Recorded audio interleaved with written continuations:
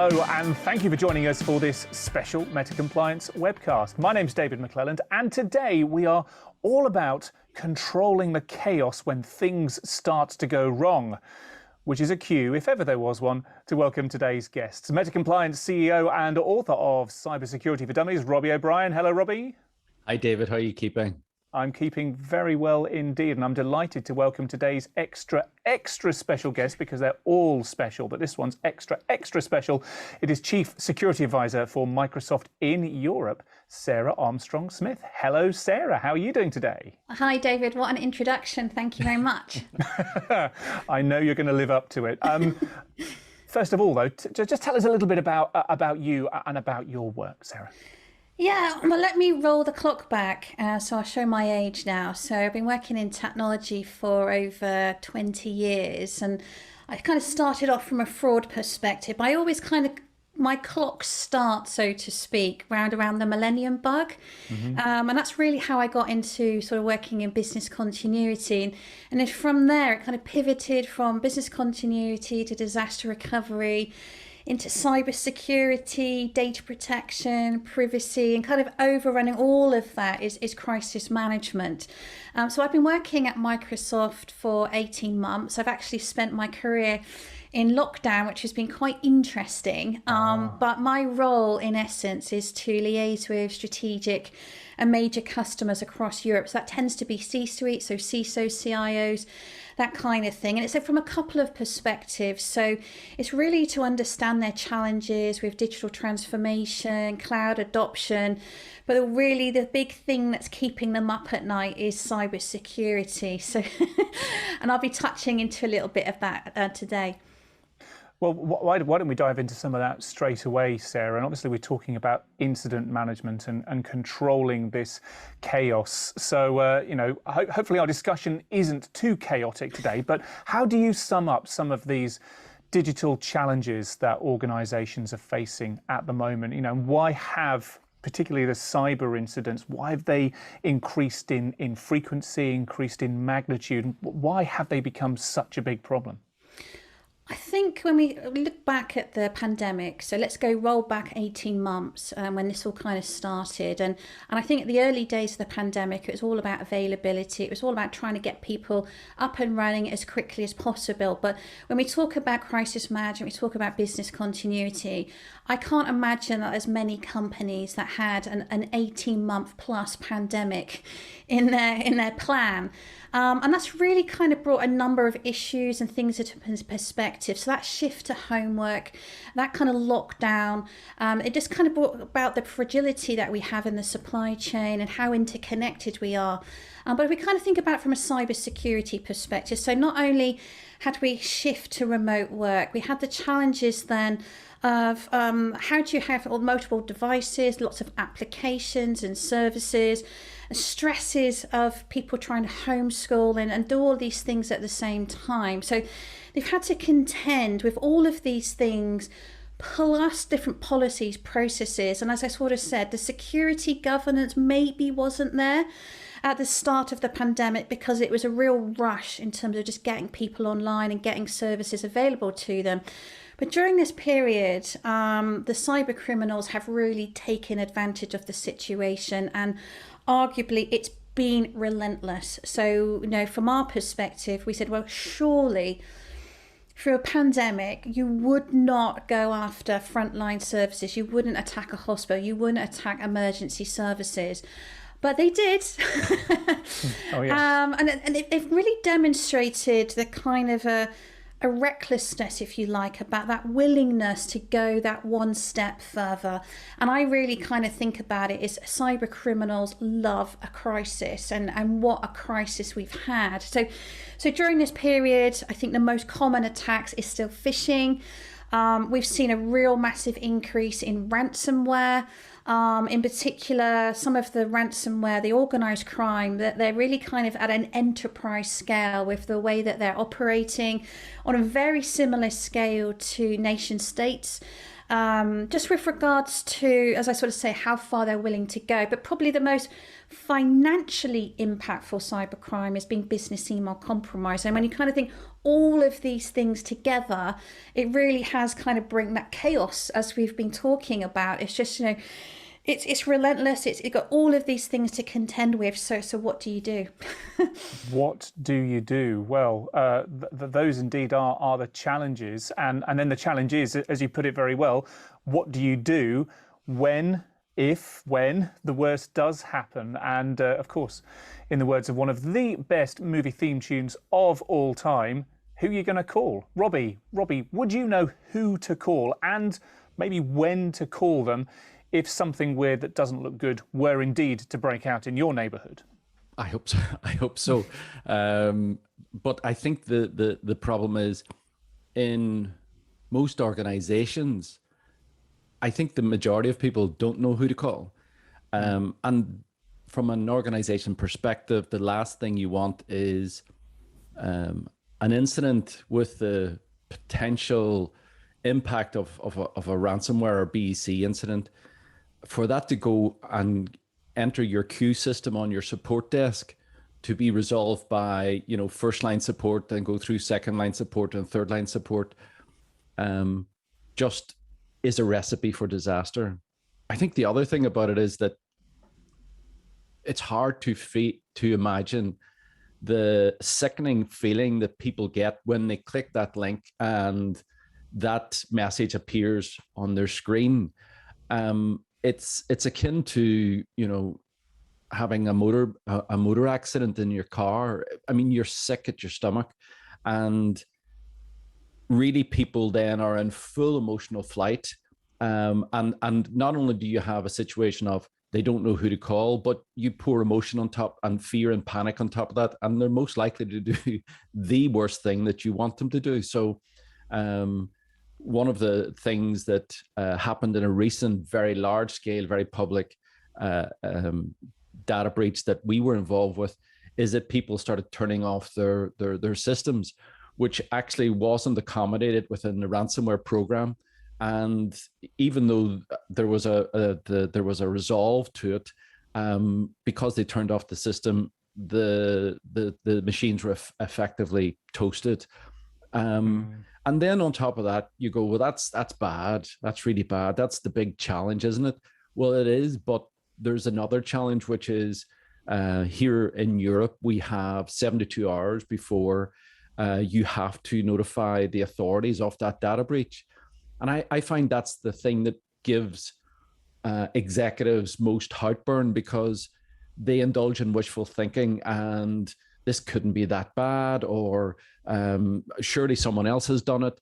And if you haven't put into place the processes, or you haven't, gamed this in a table exercise or whatever, you tend to find that you make the thing much more difficult because you're asking your management to make this up as they go along. So I think it's a positive thing that we mentioned business continuity, because I think that's where and it's interesting, Sarah's career movement very much reflects my own.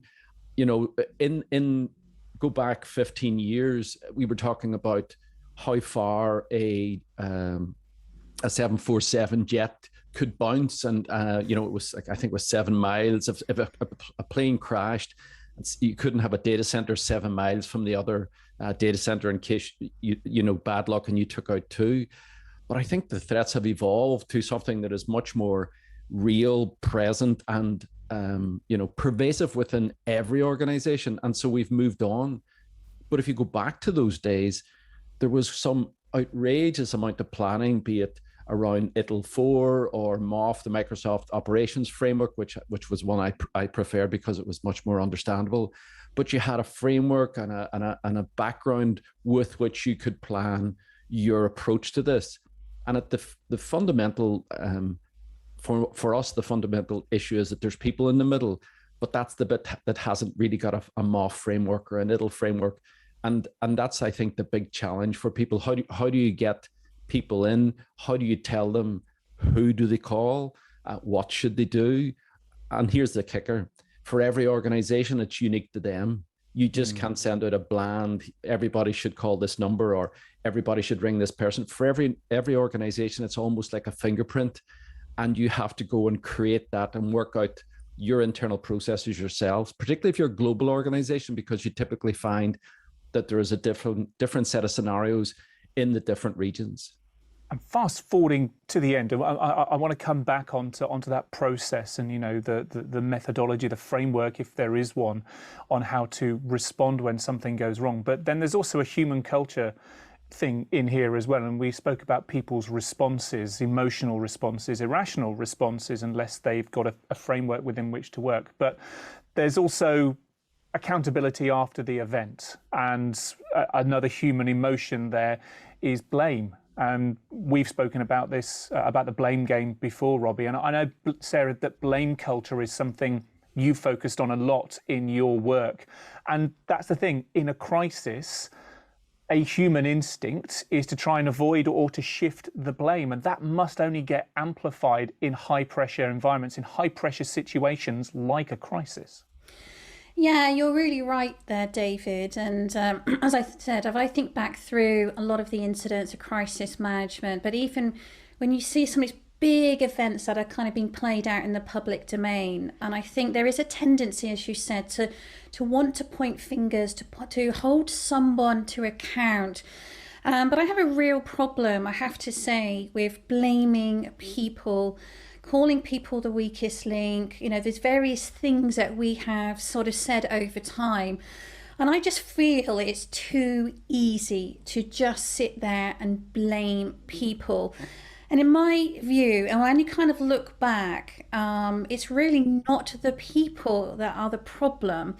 It's the process that's the problem, and it's the kind of it's the process that we've developed over time. It's the technology and all of these things that have been put into place, but have not been really around how do we keep people secure, how do we keep people safe. Now, with the type of things we've just been talking about, you know, we should be assuming that we're going to be attacked. We should assume some kind of failure. And it's our job to make sure that we understand that changing risk profile. So if we utilise the example of phishing, business email compromise, even ransomware, the cyber criminals are using the power of persuasion. So the whole messaging, the whole way they act is designed to catch people out. And it's designed to make people panic.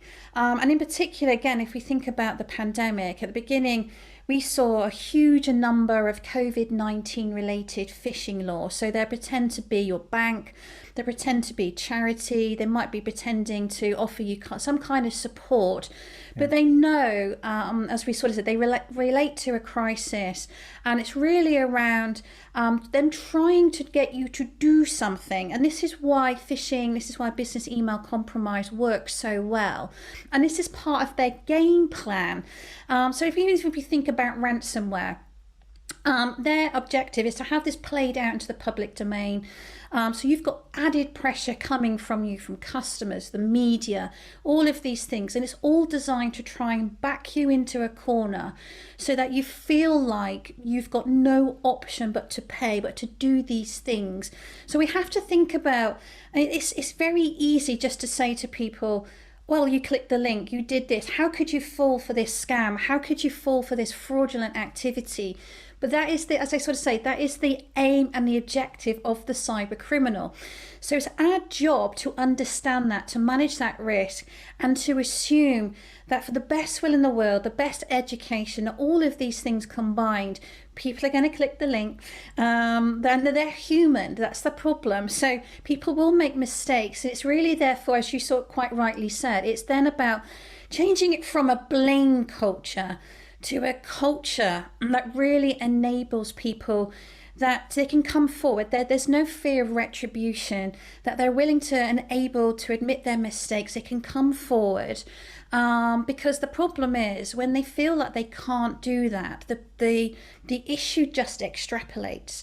And as we know, incidents don't just happen out of nowhere. There's normally been a catalogue of events that have led up to this.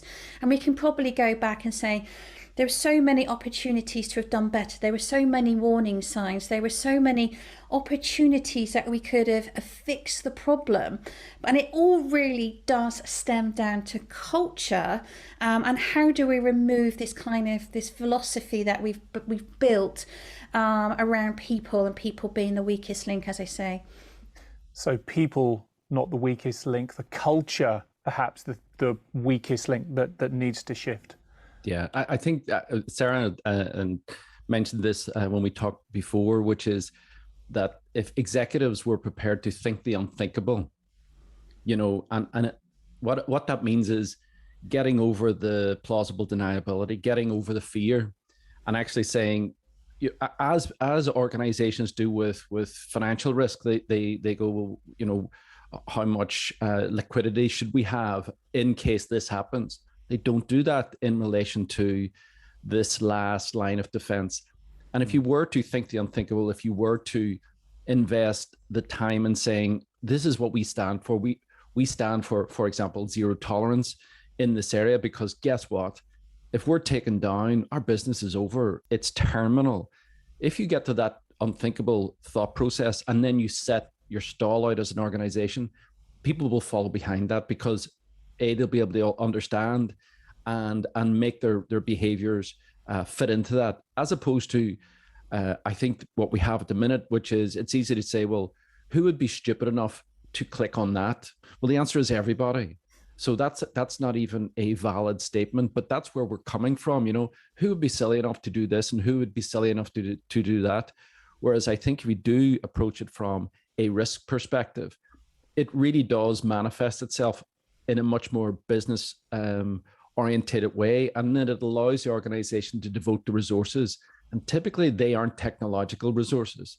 I think that's another thing that people, apart from the processes, people think it's a tech problem. It really isn't, because it really doesn't matter how many firewalls, they will get through, because they're coming at people in different ways, in their social media and through telephone, whatever. And what you have to do is actually bring the people into the overall risk mitigation strategy, bring the people into your response, into, put them on a war footing, essentially. I want to come back to that, and I want to come back to the post-mortem inquest piece, because, making it all circular, learning from incidents that have just happened, I think is very important. But let's dive right into the epicenter of it now. And something strikes me from hearing you both speak. I think we actually come from fairly similar backgrounds. I used to work in enterprise business continuity and DR as well. And funnily enough, Sarah, 9/11, 20 years ago, was a really pivotal part for that part of the industry, and for what I did back then as well. And something that we used to do, planning. We would build matrices, and we would categorize business systems and services with RTOs, recovery time objectives, recovery point objectives, and we'd specify how often failover and recovery tests needed to be performed. That was great. And I'm sure that failing to plan, planning to fail mantra, that must apply to cyber incident response just as much as it does data structure, infrastructure. So, Robbie, what do you see going wrong then? What is it about cyber awareness that either the plans just don't exist, or are they not being effectively communicated, or not effectively applied? Why is it not working at the moment, do you think? I mean, if you talk about where we were with the disaster recovery, we were largely talking about systems, from tape libraries through to fall over data centers. There was and there was industries built up around it, and it was very systemized, although it did take 15, 20 years to make itself, form itself. I think the problem here is that the people thing is just too damn hard. It really is, because you're dealing with very, very clever people. I think that's the other thing, is that there's this nefarious, hacker in the hoodie type thing, where in actual fact, what we're dealing with is a sort of almost a scale up VC funded, best in class entity that's so much more agile, using so much more technology and making so much more money than you are. And so this is the first time in history where the defenders have the weakness, where before in the past defenders had an advantage. the bad guys can just basically step over our defenses and get in via the people. So I think it's really hard. And for me, I think, again, if you go, we're going to think the unthinkable, then you have to go beyond some of the challenges, which is you have to engage people. You have to maybe take risks where not everybody will like it, because from my experience in security, the security side of things, once you put controls in place, regardless, people get upset. It's the fact. And they spend a lot of time going around these controls. But I think how you get across this is you actually intervene in your overall corporate body. You prioritize this as a top level risk in your organization, and then you invest heavily in engaging people and treating them like adults. I think that's the key. People really do know how bad this is, and if you can connect their private lives, that the fact that they live a digital life as well, and connect that to their business life, I think that's the age that will allow them to sort of engage and also get that eureka moment. Sarah, what do you see going wrong in the planning phase and the execution of those plans, best laid or otherwise, when things do start to go wrong? I think there's a big problem with the mindset shift. So we touched on risk management. So risk historically has been predicated on something that may happen. But from a cybersecurity perspective, we have to change our mindset to it will happen. It may already be happening right now. So that assume compromise mentality is really critical. And what Robbie was saying is so apt as well, is because I very rarely see many companies that really consider the true worst case scenario. And I think when we're thinking about the scope and scale of the type of attacks, we also have to then bring into the will, the persistence and the patience of the attackers as well. So not all of them are financially motivated. They couldn't be motivated by espionage, sabotage, and those type of things. And I think as well, when we're talking about cybersecurity, no longer just an IT problem, it's an organizational problem, particularly then when you bring into the whole era of digital transformation. So we're kind of seeing this join up between the IT, the OT, the IoT networks, but also that interplay as well between our customers and our partners. So we've got this big, huge interconnected parts, and that just means that attack surface is getting bigger and bigger and bigger. So, and arguably you can, it's just too hard, it's just too difficult. But we do have to kind of assume that compromise is so important and assume they can get access from anywhere at any time. But if we can work backwards, and I think this is where the business continuity element really comes to the forefront, because I always remember thinking about the big picture. That's how I was always taught, is understanding how all these things kind of come to play. But if we understand what are the critical assets, what is the critical data, who are the critical people and the locations, then we can kind of then think about, rather than trying to boil the ocean, we're then trying to really kind of bring that down into that core of what is really critical, what are we really trying to protect, and how we're going to do that. And I think if we can kind of bring it down to that core, that enables us to kind of put some perspective and some investment into the right areas. And that's just, I think that's really where we've got to think about in terms of how we can bring all of that information and knowledge to the forefront to enable us to kind of plan effectively, but also really get deeper into what we mean by these kind of worst case scenarios and how bad is it going to get for us to take action. But coming back to a point that Robbie made a few moments ago in terms of nobody could have foreseen, or maybe they could, maybe the warnings were there, but not everyone accommodated for them in their planning. An 18-month outage, essentially office outage for the pandemic. How can you make your plans as flexible, as agile, as responsive, almost no matter what the external influence, the cultural, technological, the cyber attack may be? How can you make sure your planning is going to be effective no matter what gets thrown at you? Well, I have another thing that we are as an industry really poor at learning lessons, I have to say. And we can sit there and go, well, hindsight is a wonderful tool. But there's also a thing called isomorphic learning, which is your ability to learn from and correlate lessons from different events. So we can't sit here and say, we didn't know there was cyber attacks and these type of things. But even when we think about the pandemic, we could have predicted that this was going to happen. So I remember even in my lifetime, in my career, back in 2009, we were dealing with the swine flu pandemic. And I remember having to put a pandemic to plan at scale and think about how bad it could get and those type of things. But even 9/11 could have been predicted to a certain extent. Because when we think about the type of terrorist attacks that were happening at the time, hijacking was the modus operandi of the terrorists. So I have a big problem with people kind of sort of talking about black swan events. So something that's so big we couldn't possibly have predicted it. Well, I don't actually buy into that as a philosophy. I actually think we have seen these incidents time and time and time again.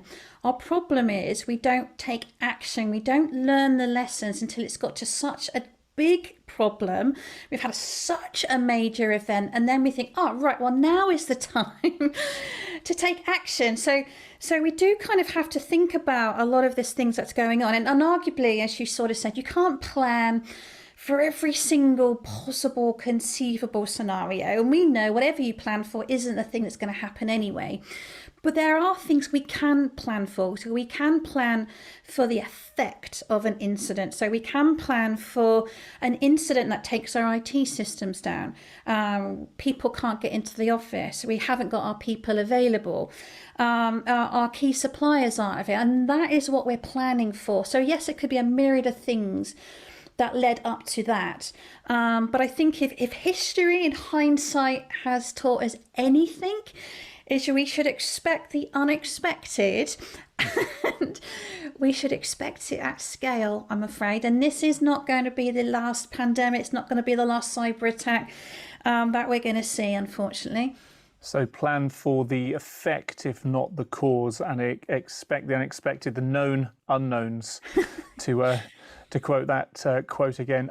Robbie, and from a cyber security awareness and training point of view, again, you know, when you're helping your customers to put together campaigns and so on, you can't cover all these specific scenarios, but what can you do to put measures in place that will help a workforce no matter what gets thrown at them?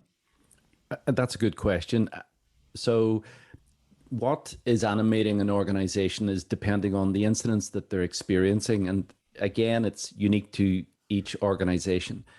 If someone is seeing lots of business email compromise, well, that's the thing they're going to focus on.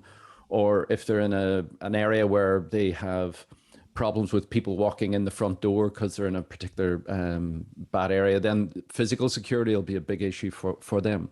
But two things that I think actually transform a cyber awareness program, and I think that we are moving away from sending out a couple of pieces of e-learning, sending out a few phishing attacks and thinking we're good, tick the box, to really approaching cybersecurity awareness almost like a marketing, which is it's we're looking for engagement. We're looking to constantly be that red pencil in the box of white pencils to you know, get the eureka moment from our audience. And the two things I would say to people is, if you can get the CEO or one of the senior executives to do a piece to camera that reinforces this is what we're doing, we need your help because this is a real and present danger, and we see it that you are key to it. That sort of makes everyone sit up and take notice. And I would put that at the very first. If you're going to have a new 24-month campaign, that's the first thing. Interestingly, the second thing I would do is I would send out the training on what to do in the event of an incident. That would be the first thing I would send out, because it actually creates two scenarios. Number one, it forces you to work out what is it people should do in the event of an incident. So it'll actually force you to go and plan it, because you can't come along with a piece of training and go, we think this might work, because you've just added to the problems. The second thing is that it helps people in the event of the unthinkable, but it also says to people, this is real. You know, it's like we're going to test the fire alarm, because you know what, when you hear this, you got to go and do what we told you to do before. And you know, testing the fire alarm actually reminds you that of that training, of that problem, of that potential threat. And so I think people should be trained on what to do in your organization against your particular processes every year, and it should be the first thing. So it keeps the end result front of mind, and then work back from that. What typically happens is people go, you know, our help desk is tortured with passwords. Let's send out password training. It almost is, and password training is really easy, and nobody will give out about it, and everybody can, and it's a little kumbaya. Whereas actually, again, if you have executive buy-in via the first piece to camera, or some type of communique, even an email out from the senior leadership will change behaviors. And then you know, have something that is unique to you, even if it's someone again doing a PowerPoint presentation that is recorded, send that out. But it has to be something that's unique to you, that people recognize, actually this is how we deal with this in this organization. It changes the actual tone of the overall approach, and I think is something that is a catalyst for real change.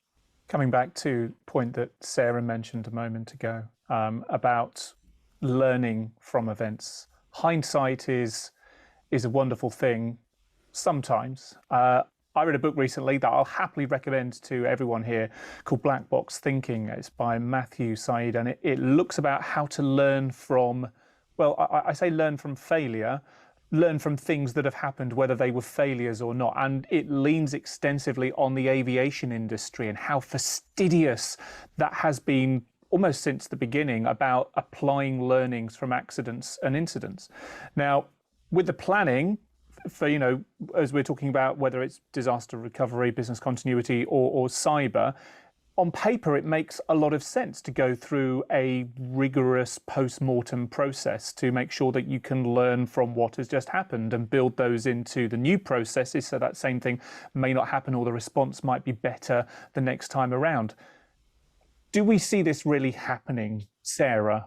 For example, you know, is it the same as with the planning piece and the execution of that, whereby it makes sense on paper, but actually it doesn't seem to happen in the real world? Yeah, as I sort of said, we have a problem with really truly learning lessons, and I think the post-incident review part of things is really, really important to verify the plans, the actions, the decisions that we made. Now, I think Robbie made a great point that when you're in a crisis situation, you may be not thinking rationally. You know, you've got so much information going on, but you have to make a decision. You have to make a decision quickly. So this is why the plan is so important, just to kind of guide you is what should be top of mind, what should we be doing, making sure we've kind of gone through these actions. But arguably, you can only make a decision based on the information available to you at the time. So our job really is to then separate the fact from fiction. So we need as many facts as possible. So what exactly do we know about the situation? What don't we know? What are we making assumptions about? So all the things we don't know, the assumptions, the lack of information is where then we have to go and send people off, in essence, to try and fill those gaps in our knowledge. Because that's only when we have that information, we have facts, we can make valid decisions. But that being said, you know, if you're under pressure, particularly if you're in the middle of a cyber attack, if you have to then start to shut your network down, you've got to communicate, you've got to get something out to the media, you've got to get something to your stakeholders, you've got to do all these things. And to a certain extent, time is of the essence. You don't have the luxury of saying, oh, well, I'll get back to you next week when I've got all my information and those type of things. So that recording of every decision, every action is so important for you to then work backwards and say, okay, well, that action potentially has a consequence. And it can then kind of almost lead to a ripple effect based on the action you took or didn't take at the time, particularly when we're dealing with the safety of people and those type of things. Now, the reason why that post-incident review is so important is so we can, go back to the plan and make sure that we've updated it with any of those kind of assumptions and key things that we were talking about. But also that gap in knowledge and that being able to then go back and making sure that we have filled those gaps and those type of things. So why didn't we have the information? Why did we take the decision? Was that decision wrong? And I think we have to consider as well, dependent on the scope and scale of the incident, there may also be a formal post-incident review. There may even be something with law enforcement. So that ability to go back and to record exactly what happened and when it is really important. But I think we should look at it in the spirit as it's intended. As we sort of said, this is not about retrospectively then looking for holes and people to blame and this, that and the other. The opportunity is where we go next. So we take all of that lessons, the hindsight, all of those things, and that should give us a lesson in foresight with regards to, okay, so how do we turn this into an advantage? How do we get better? How do we, as Robbie was saying, can we then use that information to reinforce our education, our learning, so the next time this happens, we can do it better, we're better prepared, or our people know what to do. And it's this kind of constantly evolving scenario where obviously we don't want to be in a situation, we're just waiting for an incident to happen, but this is where the value of the exercising and the culture that kind of surrounds all of these things is so critical in that scenario. It strikes me how you put it there, the number of different roles there are. You know, you are going to have people who are on the front line trying to work out what has happened, what might happen next, but you also need those people who can almost keep a bit of a distance from it and look at the bigger picture. People who can say, right, okay, then, well, has anyone thought about that? What about the communications piece? Almost have that emotional detachment, because to both of your points, when things are going wrong, it's very easy to lose that sight and to be on your kind of fight or flight emotion. So having different people in the team who can fulfill those different positions are going to be critical, I think. I think, David, one of the other aspects is that if you actually take a mature, developed approach to this and it's formulated, it actually becomes a competitive advantage, because that's really where we're going with this. Would you deal with an organization that has, shoddy practices around cybersecurity? You just wouldn't, because we have these extended supply chains, and we can see what COVID has done to those supply chains at the minute with the shortages in all these different commodities. It's exactly the same here, in that the inherent risk of becoming part of or connecting with another advisor or supplier, it's critical to understand their approach. And so once you come to the conclusion that this is real and you need to embed it in the DNA of your company, that transformation in itself becomes outrageously valuable. And then what happens is the marketing team have to come along and, put it in a value proposition that the sales and the commercial folk can go and actually, make that a competitive advantage within your marketplace. When that happens, that's magic, because now you see that, here are the things that our organization stands for. And one of them is, having bulletproof cybersecurity, in so much as here's the system and here's our processed approach to it. We are almost out of time, Robbie and Sarah. So before we go, what would you say, we've covered a lot of different bases today so far, what would you say are your top takeaway points to consider when creating and communicating a cyber incident response plan to your company? Robbie? For me, it's recognized that your cyber response is unique to you. So it is encapsulating that in a way that your own people can understand it, and such that if you did have an incident, there's a really good chance that they would react in the way that you wanted. I think the other thing is that it is getting executives to think the unthinkable, and transcending the plausible deniability state through to the conscious state. And in that sense, embracing the new situation, which is digital is here to stay. If anything, we've fast forwarded 10 years. That means that we need to fast forward our defenses, and that at the center of it is people. So how do you engage your people? How do you make them part of the solution as opposed to the butt of the problem? Takeaway, Sarah? Yeah, I think the first one I would sort of talk about is about don't make assumptions. So we have to deal with facts, not speculation or rumour. So it's our objective to really get to the truth and really understand what is going on. I think the second point we've talked about really is then making sure people are aware of their actions and the role that they play within that plan or that scenario. But we also got to be thinking about what is the subsequent actions and be thinking about X number of steps after that as well. So that really has to be part of our planning process, is making sure there's a really good understanding about what will happen and when. And this requires that constant verification. And I think as sort of Robbie was saying, for that testing and exercising, and it has to be dynamic and it has to be reflective of the risks that the organisation is facing, and that might be different dependent on the organisation. So it's not a one size fits all, but I think the key that for your organisation in particular, you have to be able to understand what is your worst case scenario.